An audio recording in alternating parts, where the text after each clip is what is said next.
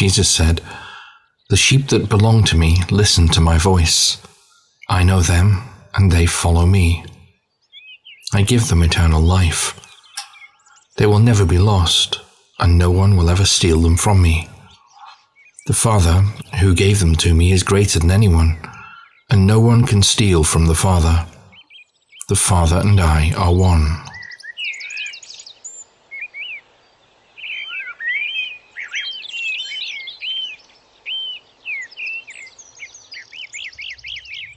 A couple of weeks ago, when we read of Mary Magdalene discovering the empty tomb and meeting the risen Christ, becoming the first witness to the resurrection, we were told that initially Mary didn't recognize Jesus, not until he spoke her name.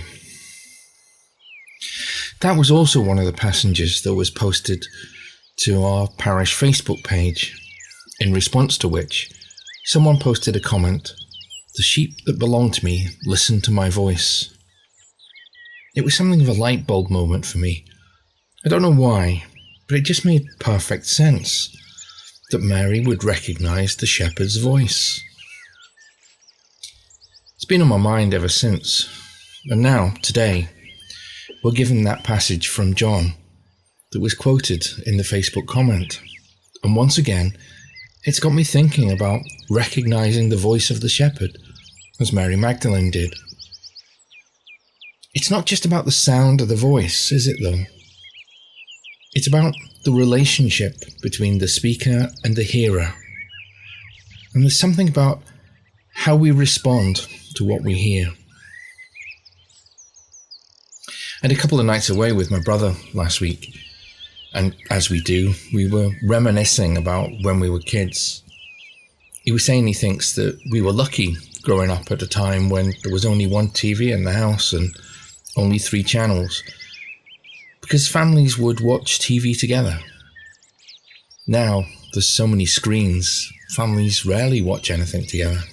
At least, that's his experience.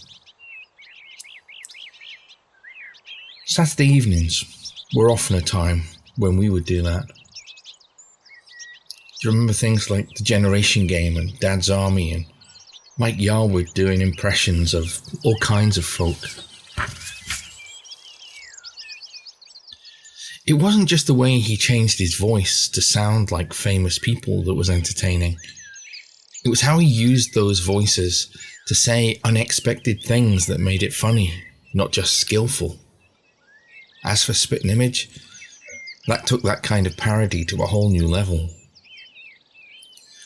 But thinking of Mike Yarwood's impressions, and of today's gospel and the line, "The sheep that belong to me listen to my voice," it isn't just the sound of Jesus' voice that we recognize. I don't think it's even the sound of Jesus' voice that we recognize.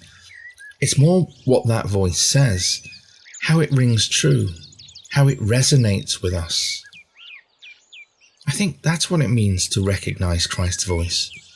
Recognize the truthfulness of Christ's words, whoever speaks them, and however we receive them. It's about becoming so familiar with Christ and his teaching that we are able to recognize whether what is being said is faithful to Christ's teaching or not. It's about having the kind of relationship with Christ that words become unnecessary to know what is being said and being asked of us. And that's only the beginning of listening. A second, perhaps more important part is how we respond to what we hear. That's the real challenge, whether we act on what we hear. That's really what determines whether we are one of Christ's sheep. Not just that we recognize his voice, but that we then follow what we hear.